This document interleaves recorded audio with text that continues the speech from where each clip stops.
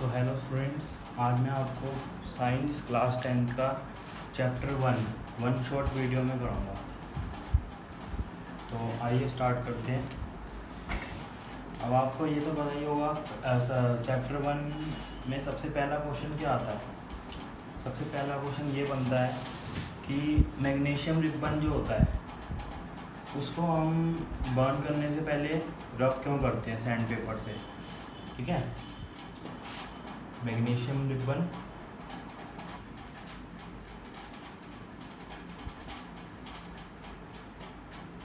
जो होता है उसको हम बर्न करने से पहले सैंड पेपर से रब क्यों करते हैं।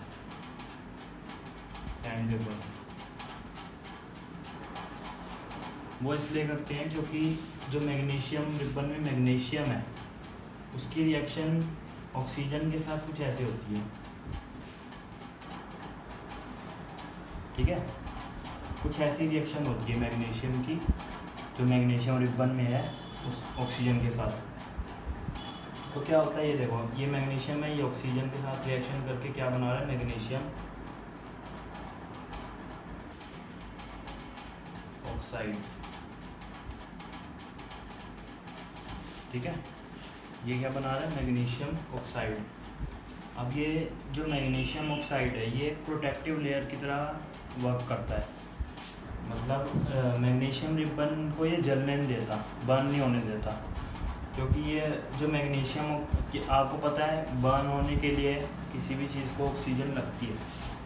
ठीक है, लेकिन ये जो मैग्नीशियम जब ऑक्साइड की लेयर बना लेता है तो वो जो ऑक्साइड की लेयर है वो इसको प्रोटेक्ट करती है जलने से।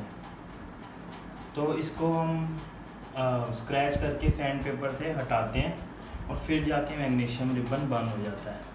तो पहला क्वेश्चन यही है इसका चैप्टर का। आप अपनी नोटबुक में लिख सकते हैं कि why we burn magnesium ribbon, why we rub magnesium ribbon with sand paper before burning it. तो आंसर ये होगा, magnesium react with oxygen to form magnesium oxide, and magnesium oxide work as a protective layer for magnesium ribbon which prevents it from burning. Okay, and with the help of sandpaper we remove it.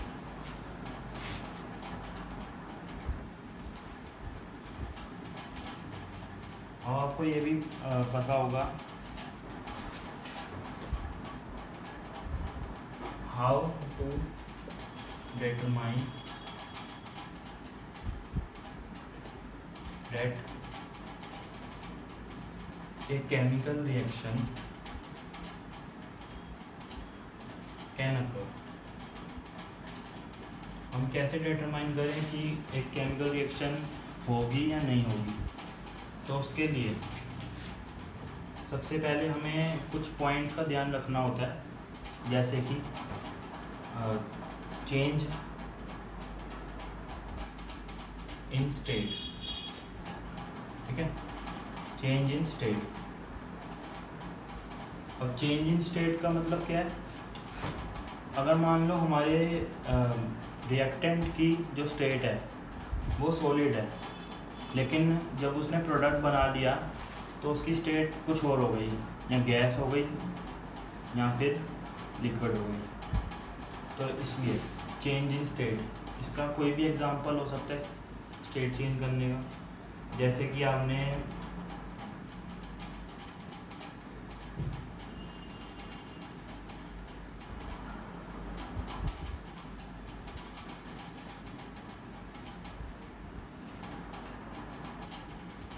ये ले लिया। ठीक है, अब ये देखो, hydrogen जो है यहाँ पे क्या है, गैस, नाइट्रोजन क्या है, गैस। लेकिन जब ये अमोनिया बन जाता है तो ये लिक्विड फॉर्म में आ जाता है, इसकी स्टेट चेंज हो गई है। तो यही इसका एग्जांपल हुआ। अब आता है change in temperature. Change in temperature तो तभी होगा जब कोई एक्सोथर्मिक चेंज इन टेम्परेचर कब होगा, जब कोई एक्सोथर्मिक रिएक्शन होगी। एक्सोथर्मिक रिएक्शन में अभी आपको आगे बताऊंगा। तो चेंज इन टेम्परेचर देखो,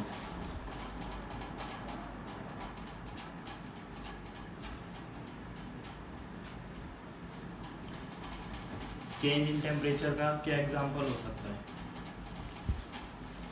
जैसे अगर हमने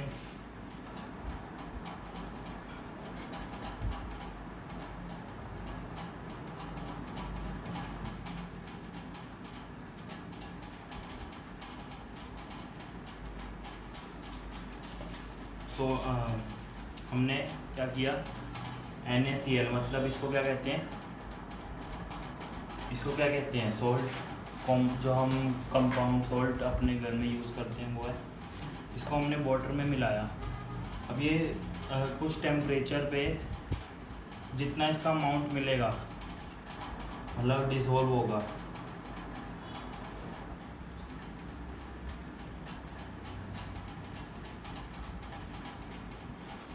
कुछ ऐसे रिएक्शन होगी। अब जो ये सोडियम क्लोराइड है, ये पानी में अगर हम मिला रहे हैं, अगर हम इसका टेम्परेचर कांस्टेंट रखें तो कांस्टेंट अमाउंट ही मिले, इसमें डिज़ोल्व होगा वाटर में।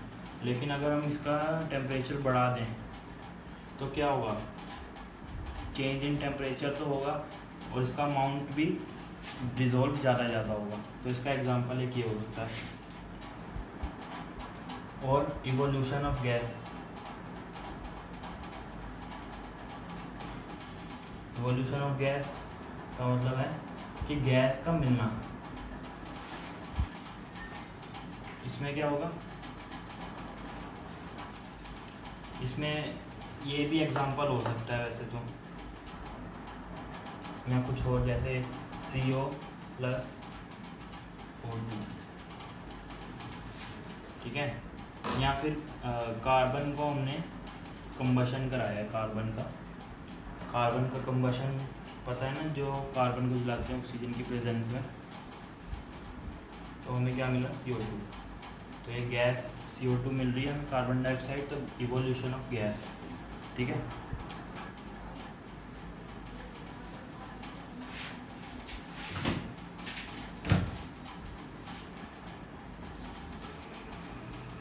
अगला हो सकता है चेंज इन कलर। अब चेंज इन कलर का एग्जांपल क्या हो सकता है, बताओ। चेंज इन कलर का क्या एग्जांपल हो सकता है? चेंज इन कलर का एग्जांपल हो सकता है कोरोजन, कोरोजन हो सकता है। कोरोजन आपको पता ही होगा। कोरोजन में जैसे मैंने ले लिया सिल्वर, Ag, ठीक है, वो जो है हमारा सल्फाइड या फिर हाइड्रोजन सल्फाइड के साथ रिएक्ट करके क्या कर दिया इनने, AgS, ठीक है।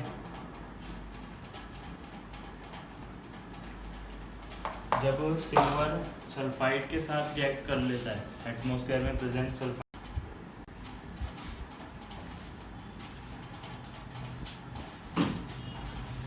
तो मैं आपको ये बता रहा था कि जब Ag मतलब कि सिल्वर किसमें बता रहा था, चेंज इन कलर, ठीक है।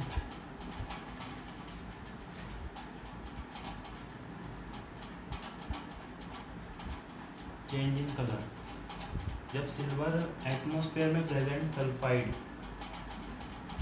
के साथ, वैसे सल्फाइड कैसे प्रेजेंट होगा, H2S की फॉर्म में,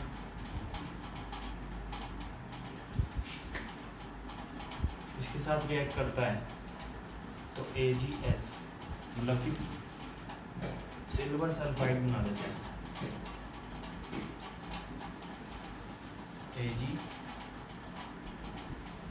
Ag2S, Ag2S बना देगा ना, Ag2S silver sulphide plus H2। तो ये सिल्वर जो होता है ग्रे कलर का होता है, पहले शाइनी होता है, ठीक है। जब ये सल्फाइड के साथ रिएक्ट कर लेता है एटमॉस्फेयर में प्रेजेंट तो ये ब्लैक हो जाता है। तो ये चेंज इन कलर की रिएक्शन है, ठीक है। आई होप आपको ये चीज़ समझ आ गई होंगी चारों। Change in colour, change in temperature, change in state and evolution of gas, ठीक है।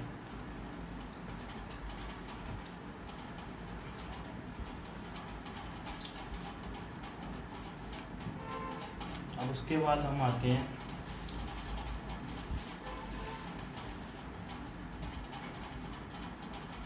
बैलेंसिंग। तो मैंने आपको अपनी वीडियो में बताई थी, अगर आप मेरे चैनल पर जाओगे तो आप देख लेना, बैलेंसिंग की भी मैंने वीडियो बनाई हुई है। फिर भी मैं एक एग्जांपल लेके यहाँ पे समझा देता हूँ, देखो।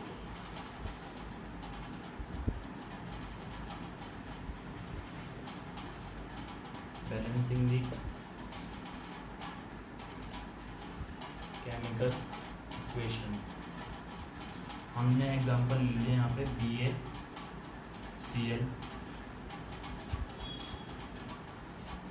2 + NH4OH।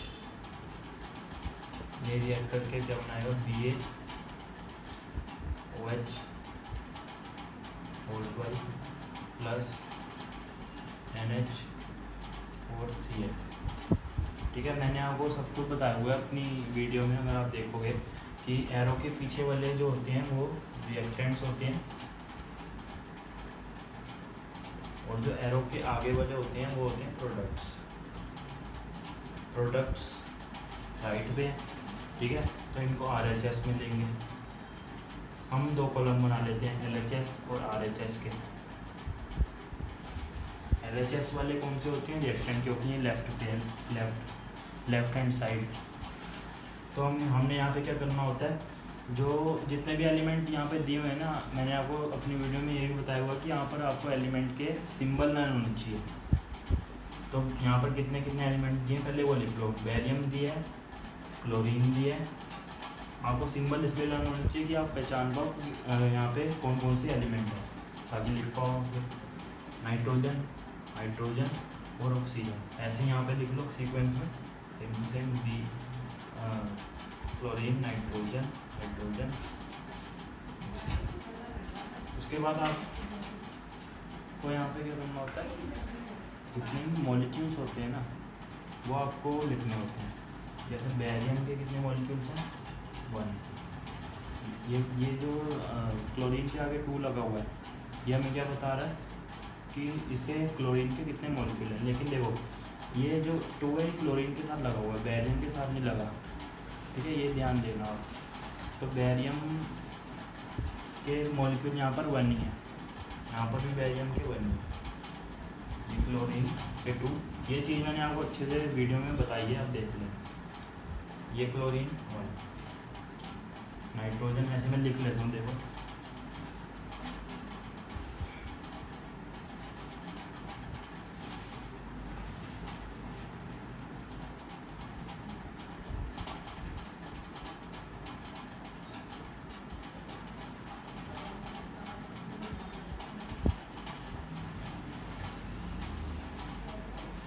अब देखो यहाँ पे क्लोरीन के, हमारे बेरियम के तो बैलेंस है, क्लोरीन के नहीं है। तो हम क्या करेंगे, RHS वाले को मल्टीप्लाई बाई 2 कर देंगे क्लोरीन वाले को।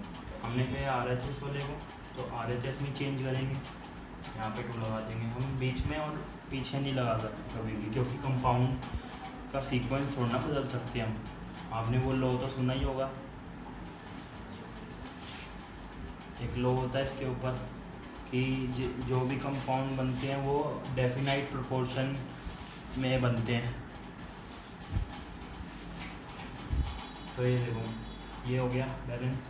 उसके बाद क्या क्या होगा, यहाँ पे नाइट्रोजन बदलेगा, क्योंकि ये जो 2 है ये सबके लिए लगेगा, जितने भी पीछे प्रेजेंट है। नाइट्रोजन के लिए भी लगेगा, तो नाइट्रोजन यहाँ पे कितने हो गए, 2।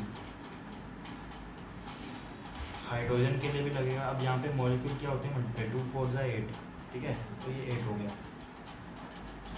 बात समझ आ गई। उसके बाद और कुछ तो नहीं बदलेगा। अब उसके बाद नाइट्रोजन देखो, नाइट्रोजन में 2 कर देंगे तो ये भी बैलेंस हो जाएगा। लेकिन हमने LHS वाले के आगे करा है तो LHS वाले के आगे लगा देंगे नाइट्रोजन के, तो 2 आ गया। उसके बाद यहाँ पे भी हाइड्रोजन जो है बदलेंगे, और 2 × 8 और 9, ये हो गए 8 और ये 1 9, ठीक है। ऑक्सीजन यहाँ पे फिर 2 हो गए। अब देखो यहाँ पे सिर्फ हाइड्रोजन रह गए, तो यहाँ पर सिर्फ एक हाइड्रोजन की कमी है ना, तो हम क्या करेंगे यहाँ पर प्लस एक हाइड्रोजन आयन होता है ना, H+ आयन, वो लगा देंगे, तो ये इक्वेशन हमारी बैलेंस हो जाएगी। ठीक है, समझ आ गई होगी आपको। अगर नहीं आई तो आप मुझे कमेंट करो, मैं आपको ये डाउट सॉल्व करूँगा। ठीक है, तो मैंने यहाँ पर एक चीज़ और बतानी, देखो ये जो इक्वेशन है मैंने इसमें ही नंबर ऐड कर दिए, आपने देखा होगा, लेकिन आप ऐसा मत करना।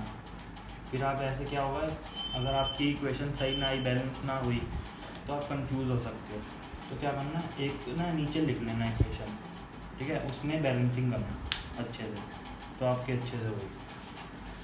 तो ये नोट करो।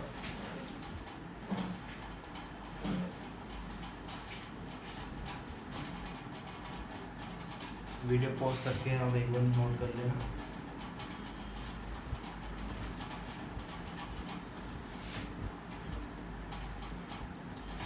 उसके बाद हम आते हैं, अब जैसे हम किसी भी रिएक्शन में स्टेट्स लिखते हैं, जैसे मान लो हमारे पास एलिमेंट है, उसके आगे ऐसे स्टेट्स लगी होती है ना, ये S लिखा होता है, क्लोरीन के आगे ऐसे L लिखा होगा, या नाइट्रोजन के आगे ऐसे गैस लिखा होगा G, ठीक है, या किसी किसी के आगे AQ भी लिखा होगा। ठीक है, तो इसका क्या मतलब है, इसका मतलब ये है कि ये सॉलिड है, ठीक है, ये सॉलिड, इसकी स्टेट सॉलिड है, ठीक है। ये जो रिएक्टेंट है अभी सॉलिड स्टेट में है, प्रोडक्ट में कुछ और स्टेट हो सकती है इसकी, स्टेट चेंज होना तो एक रिएक्शन होती है स्टेट चेंज। तो लिक्विड, ये इसकी क्लोरीन में यहाँ पर क्या बता रहा है कि इसकी लिक्विड स्टेट है। मैंने बताया ना कि चेंज इन स्टेट तो होता ही होता है रिएक्शन में, वैसे ज़रूरी नहीं है होता है, लेकिन कहीं कहीं होता ही है। अगर ये 4 चीज़ें जो मैंने आपको बताई थी कि evolution of gas, change in state, change in colour, change in temperature, ये 4 चीज़ें रिएक्शन में होती है, ठीक है। इन चारों में से कोई भी हो सकती है। और एक ये नाइट्रोजन की स्टेट में, गैस स्टेट में, तो इससे ये पता लग रहा है। अब इसका क्या एक्वस, इसका क्या मतलब है, यहाँ पर इसका ये मतलब है कि हमें जो भी चीज़ दे रखी है ना, वो हमारी वाटर में डिज़ोल्व है या वाटर में प्रेजेंट है। बात समझ आई। एक्वस का मतलब ये होता है, एक्वस सॉल्यूशन का, कि जो भी हमें यहाँ पे चीज़ दी हुई है, H2O नहीं लो, जैसे हमने ले लिया NaCl, ठीक है, कॉमन सॉल्ट,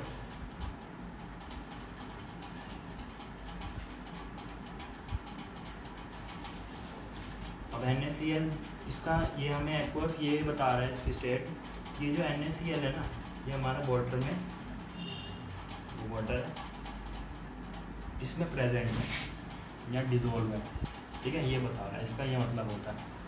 तो आपको समझ आ गई होगी ये भी, ठीक है। उसके बाद हम आते हैं, देखो टाइप्स ऑफ रिएक्शंस। अब टाइप्स ऑफ रिएक्शन में क्या होता है, 4 टाइप्स होते हैं। फर्स्ट टाइप देखो, कॉम्बिनेशन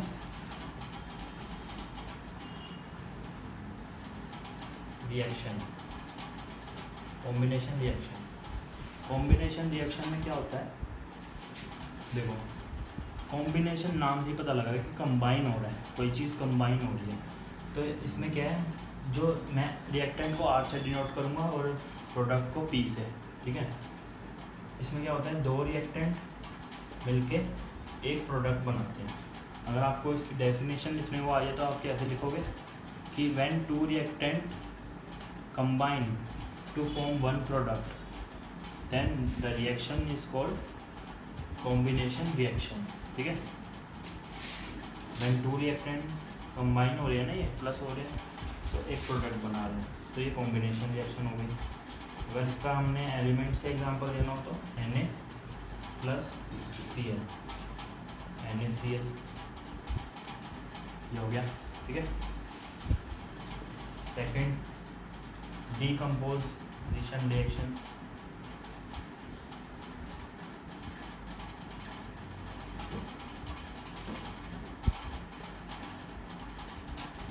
डीकम्पोजिशन रिएक्शन में क्या होता है, इसमें भी नाम से पता लग रहा है कि कोई चीज़ क्या हो रही है, टूट रही है। डीकम्पोज का मतलब क्या होता है, डीकम्पोज का क्या मतलब होता है, यहाँ पे टूटना। तो यहाँ पे क्या हो रहा होगा, एक रिएक्टेंट दो या दो से ज़्यादा हो सकता है। ठीक है, टू और मोर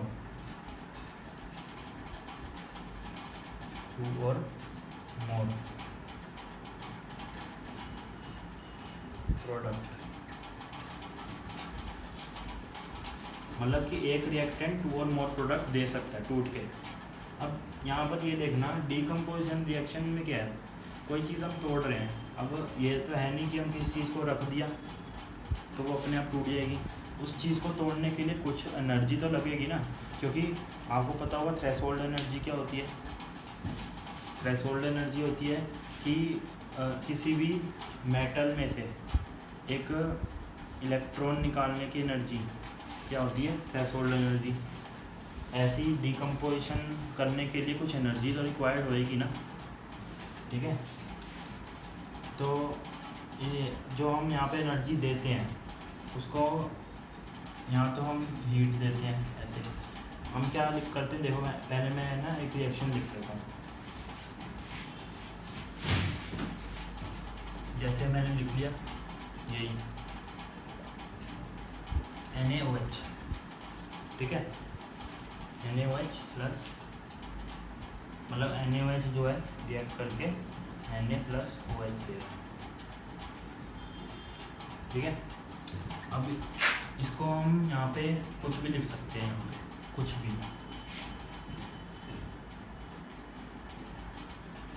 यहाँ पर हम क्या कर सकते हैं, कुछ लिखा। ठीक है तो कुछ यहाँ पे लिखा। अब ये कुछ क्या हो सकता है, ये देखना, ये कुछ क्या क्या हो सकता है, ये हो सकता है हीट। ठीक है, जिसका सिंबल होता है ये डेल्टा, जिसका सिंबल होता है डेल्टा। ठीक है, हीट को हम इस सिंबल से डिनोट करते हैं, डेल्टा से। और क्या हो सकता है, कुछ और क्या हो सकता है। चलो पहले एक काम करो, ये नोट कर लो, मैं ऊपर से समझा देता हूँ।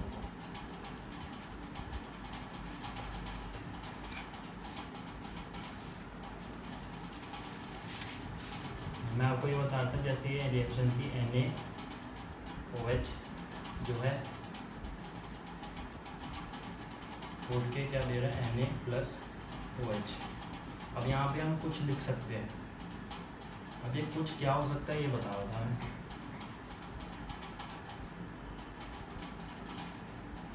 क्या क्या हो सकता है, पहले तो हीट बताया। ठीक है, हीट को हमने अगर देना हो रिएक्शन में तो उसका सिंबल ऐसा होता है डेल्टा।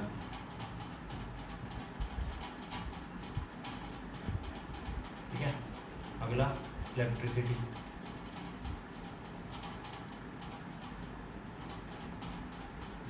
ले सकते हैं ऊपर, इसका कोई सिंबल वैसे है नहीं। और सनलाइट,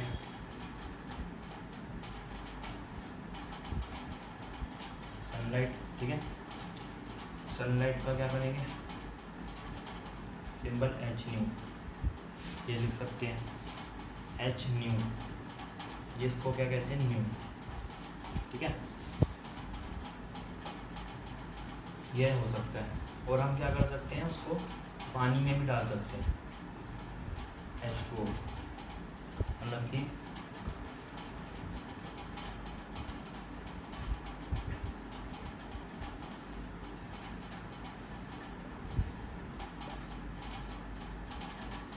पानी में भी डाल सकते हैं। अब आपने देखा होगा ना, जब आप नमक को NaCl को पानी में जब डालते हो तो क्या होता है, उसके पार्टिकल्स फैल जाते हैं, वो वाटर के क्या कहते हैं मॉलिक्यूल्स में जाके बैठ जाते हैं, ठीक है। तो वो दिखते भी नहीं हमें, वो क्योंकि वो जो पार्टिकल्स होते हैं टूट टूट के वाटर में बहुत छोटे हो जाते हैं, इसलिए नहीं दिख पाते, ठीक है। तो ये हो सकता है डिकम्पोजिशन रिएक्शन में।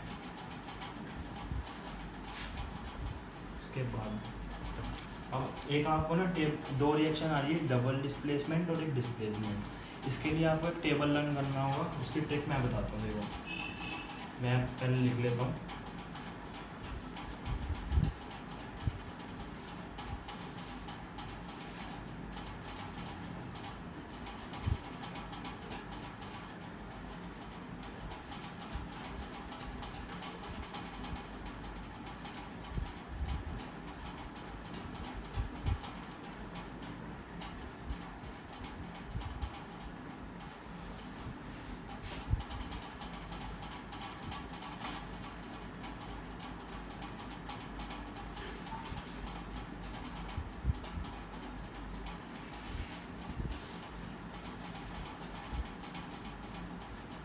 देखो यहाँ पे लिख लिया, यहाँ पे एक और है, इसके नीचे ही है कि कॉपर मर्करी सिल्वर गोल्ड। ये आपको ऐसे ही याद करना पड़ेगा, कॉपर मर्करी सिल्वर और गोल्ड, ठीक है। अब काले से हो गया के, मतलब कि पोटेशियम, नाक से हो गया Na, मतलब कि सोडियम, का से हो गया आपका कैल्शियम, ठीक है। माली से हो गया आपका मैग्नीशियम Mg, आलू से आपका हो गया एल्यूमिनियम, ज़रा से आपका हो गया जिंक, ठीक है। फी से आपका हो गया ये फी, मतलब कि आयरन, और के से कोबाल्ट, पकाता से ठीक है लेड,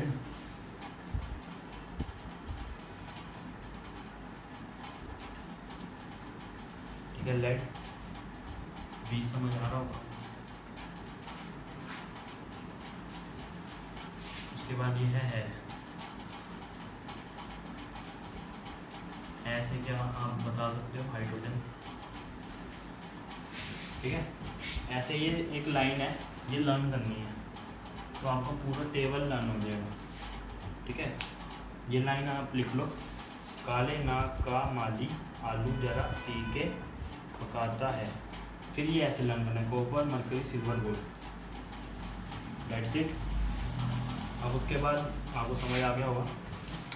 तो मैं ये बता रहा हूँ कि जैसे जैसे हम इस टेबल में नीचे जाते हैं ना, नीचे, ठीक है, जैसे जैसे हम नीचे जाते हैं तो क्या होता है, ये रिएक्टिविटी सीरीज़ है। इस टेबल को आप लिख लेना ऊपर, क्या कहते हैं, रिएक्टिविटी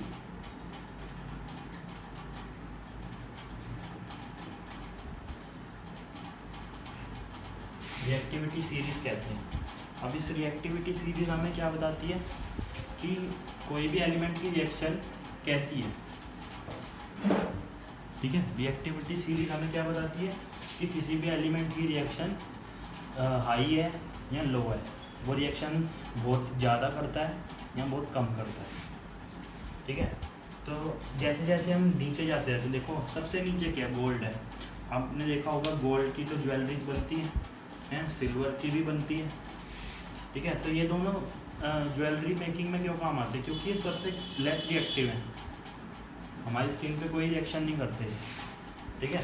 तो इसलिए आपको पता लग जाएगा कि नीचे जाने, गोल्ड सबसे नीचे है तो इसका मतलब कम रिएक्टिव है, और नीचे जाने पे क्या होगा, रिएक्टिविटी घटेगी।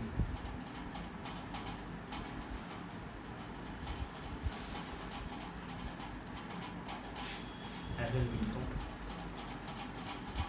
उसकी रिएक्टिविटी, ये पूरा ही नहीं आ रहा है, चलो यहाँ तो रिएक्टिविटी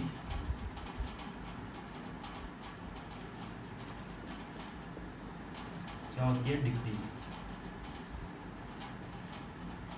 ठीक है, और जब हम ऊपर जाएंगे तो उल्टा होगा, क्या होगा, रिएक्टिविटी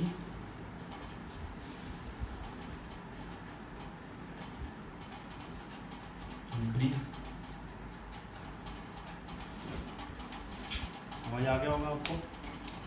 तो ये टेबल आपको पहले लर्न करना है, ये देख लिया आपने टेबल।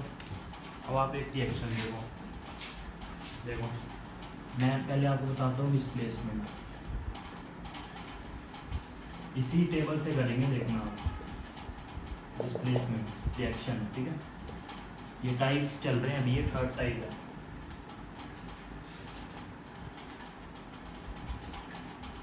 डिस्प्लेसमेंट रिएक्शन मैं एक एग्जांपल ले लेता हूँ, जैसे कि NaCl+K, ये। अब आप देखो, डिस्प्लेसमेंट का मतलब होता है किसी भी चीज़ को उसकी जगह से हटा दिया। ठीक है, डिस्प्लेस कर दिया, हटा दिया, तो क्या होगा डिस्प्लेसमेंट में। ये देखो, जो मैंने आपको बताया ऊपर जाने पे जो है रिएक्टिविटी बढ़ती है। ठीक है, तो यहाँ पे पोटेशियम की सोडियम से ज़्यादा रिएक्टिव है, पोटेशियम जो है सोडियम से ज़्यादा रिएक्टिव है, तो जो ज़्यादा रिएक्टिव होगा वो कम रिएक्टिव को डिस्प्लेस कर देगा, मतलब कि उसकी जगह से। ये देखो, मैंने आपको बताया ना कि इस रिएक्टिविटी सीरीज़ के हिसाब से जो पोटेशियम है वो सोडियम से ज़्यादा रिएक्टिव है, तो जो ज़्यादा रिएक्टिव होगा वो डिस्प्लेस कर देगा कम रिएक्टिव को। तो सोडियम कम रिएक्टिव है, एक भी नीचे हो गया ना तो वो कम रिएक्टिव ही होगा। ठीक है, क्योंकि ये इनका एक ही का डिफरेंस है, तो ये ज़्यादा रिएक्टिव है कम रिएक्टिव। उसके बाद तो पोटेशियम इसकी जगह ले लेगा, डिस्प्लेस कर देगा, और Na को ऐसे छोड़ देगा। तो यही हमारी डिस्प्लेसमेंट रिएक्शन है। अगर मैं कुछ और एग्जांपल देखो, ZnOH का होल ट्वाइस प्लस मान लिया Al। ठीक है, ZnOH का होल ट्वाइस प्लस Al। अब Al देख लो आप टेबल में, जिंक से ऊपर है, देख लिया। तो ऊपर जो होता है उसकी रिएक्टिविटी क्या होती है, ज़्यादा होती है, तो वो कम रिएक्टिव को क्या करेगा, डिस्प्लेस कर देगा। तो AlOH का होल थ्राइस प्लस Zn। अब आपको ये नहीं समझ आ रहा होगा कि होल थ्राइस, ये होल ट्वाइस, ये कैसे लग रहा है।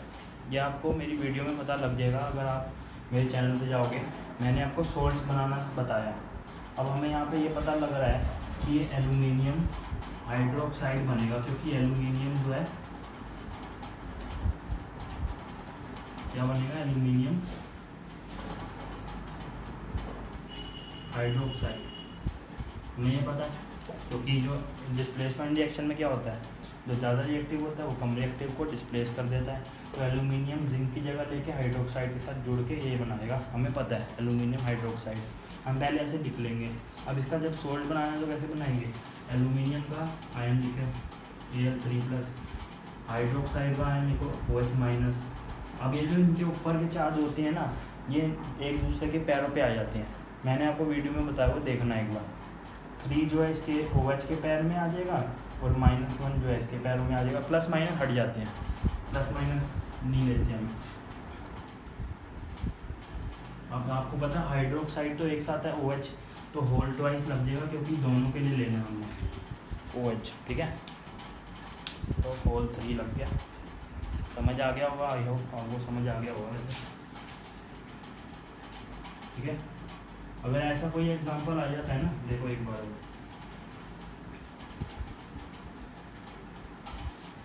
अगर ऐसा कोई आ जाता है जिसमें KCl है प्लस Na है। ठीक है, अब आपको देखो टेबल में जो पोटेशियम है वो सोडियम से ज़्यादा रिएक्टिव है, तो जो कम रिएक्टिव है वो थोड़ा ना डिस्प्लेस करता है, ज़्यादा रिएक्टिव करता है हमेशा। तो ये नो रिएक्शन लिख देंगे हम, इसके आगे क्या लिख देंगे, नो रिएक्शन। ठीक है, आपको बहुत अच्छे से ऐसे समझाया मैंने, समझ आ गया होगा आपको। एक होता है डबल डिस्प्लेसमेंट। ठीक है, डिस्प्लेसमेंट का क्या मतलब था, एक बार मतलब डिस्प्लेसमेंट लिखा हुआ था तो हटाना। अब यहाँ पे डबल भी आ गए तो दो, डबल का मतलब दो, तो दो बार हटाना। एक है NaCl, एक है KOH। अब इसमें अगर एक भी ज़्यादा रिएक्टिव हो गया ना तो वो दूसरे वाले को हटा देगा। के जो है सोडियम से ज़्यादा रिएक्टिव है, ठीक है, तो वो दूसरे को हटा देगा। जैसे इसने हटाया तो KCl हो गया ये। उसके बाद अब यहाँ पे KCl पता ना कैसे बन रहा है, हम लिखेंगे पोटेशियम क्लोराइड। ठीक है, पोटेशियम क्लोराइड लिखा हमने, पोटेशियम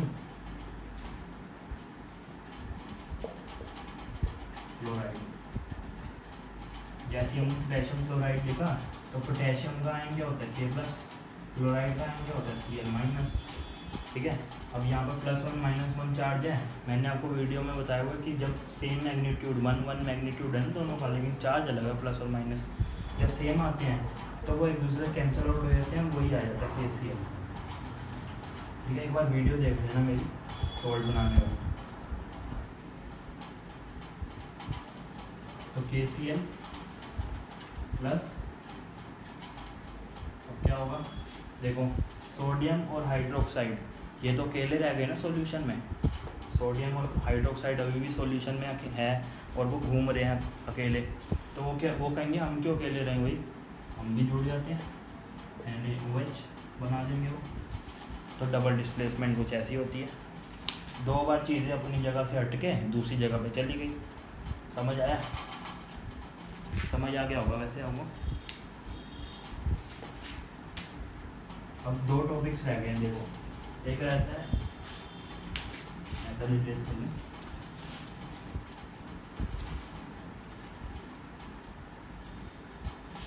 एक होता है ऑक्सीडेशन,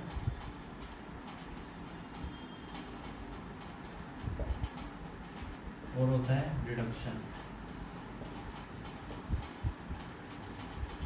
ठीक है, ऑक्सीडेशन मैं बताऊंगा, ऑक्सीडेशन क्या होता है, देखो नाम में लिखा है ऑक्सी, ऑक्सी मतलब ऑक्सीजन, तो यहाँ पे क्या होगा, ऑक्सीजन का एडिशन। ऑक्सीडेशन मतलब ऑक्सीजन का एडिशन। अब देखो ऑक्सीडेशन नाम में छुपा है, ठीक है, ऑक्सीजन का एडिशन होता है इसमें।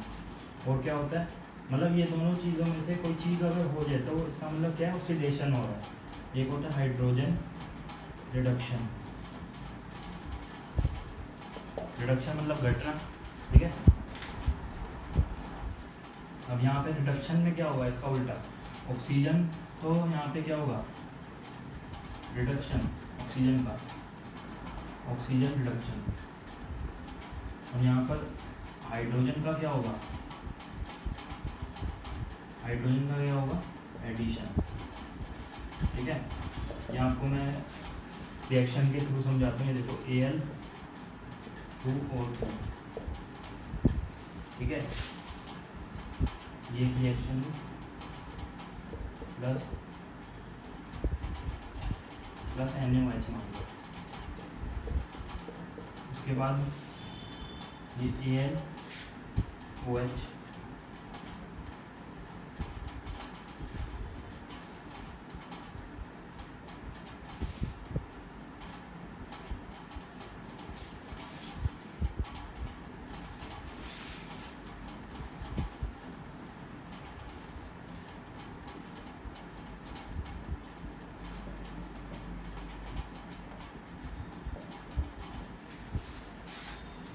और अब ये देखो यहाँ पर एल्यूमिनियम के साथ ऑक्सीजन लगी हुई थी, लेकिन जब प्रोडक्ट हुआ बना तो ऑक्सीजन हट गई। तो इसका मतलब एल्यूमिनियम का यहाँ पे क्या हुआ है, देखो एल्यूमिनियम का यहाँ पे क्या हुआ है, ऑक्सीजन का हटना क्या होता है, रिडक्शन क्या होता है, ऑक्सीजन का रिडक्शन मतलब रिडक्शन। समझ आ गया। ठीक है, समझ आ गया होगा आपको। ऐसी है रिडॉक्स रिएक्शन, आपको पता है क्या होती है? रिडॉक्स रिएक्शन होती है जिसमें ऑक्सीडेशन और रिडक्शन दोनों हो रहे हो।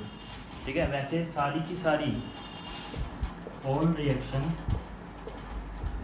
आर रिडॉक्स रिएक्शन, वैसे कि सारी की सारी रिएक्शन जो होती है रिडॉक्स रिएक्शन ही होती है। ठीक है, अब उसमें क्या होता है रिडॉक्स में, जिसमें ऑक्सीडेशन और रिडक्शन दोनों हो रहे हो। ऑक्सीडेशन एंड रिडक्शन बोथ अकर, उसको कहते हैं रिडॉक्स रिएक्शन। ठीक है, आई होप आपको समझ आ गया होगा। अगर आपको एक और एग्जांपल में लूँ, जैसे NaO, ठीक है, NaO प्लस H2, ये ले लीजिए। उसके बाद NaOH हो गया प्लस ये हो गया।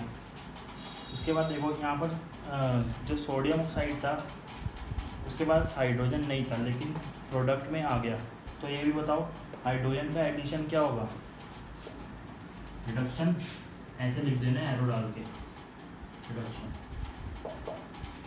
बात समझ आया? ठीक है, समझ आ गई होगी।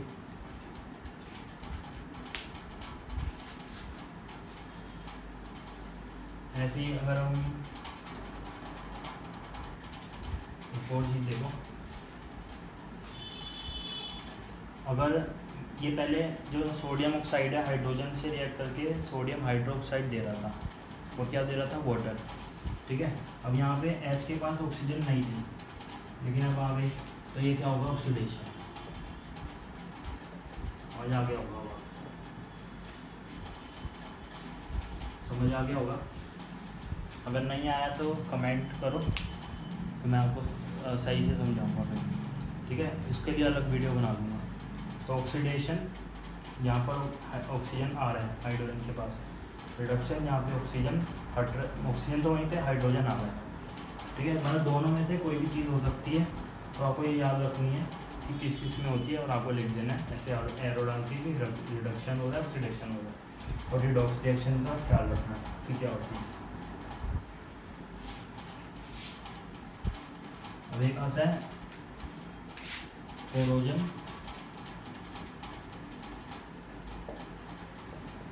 And density. ठीक है, कोरोजन क्या होता है? कोरोजन आपको पता होगा, जंग लगना। आयरन पे जंग कैसे लग जाता है? आपने देखा होगा जब आप किसी भी आयरन के जैसे आपके घर में जो आयरन के वो होते थे पहले बेड्स, अब तो शायद नहीं होते होंगे, जो बेड्स होते थे उनको छत पे जब रख देते थे और बारिश आती थी तो उसमें क्या हो जाता था? वो कोरोड हो जाते थे। ठीक है, वो कोरोड क्यों होते थे? क्योंकि वो मॉइस्चर, एयर और वाटर तीनों से रिएक्ट करके, और CO2 से भी। ठीक है, iron gets corrode by reacting. अब मैं आपको ये बता रहा था, देखो कि कोरोजन क्या होता है। जब आयरन ऑक्सीजन, वाटर और मॉइस्चर से रिएक्ट करता है तो वो कोरोड हो जाता है। ठीक है, जंग लग जाता है। और ऐसी सिल्वर जो है, मैंने ये आपको एग्जांपल पहले भी दिया कि सल्फाइड से रिएक्ट करके ब्लैक हो जाता है, उसका शाइनी अपीयरेंस होता है और ब्लैक हो जाता है। ऐसे ही एक कॉपर, तो कॉपर होता है, कॉपर कैसा होता है? Brown shiny. ठीक है, copper react with CO2 and turns into नहीं एंड इट्स ब्राउन कोटिंग।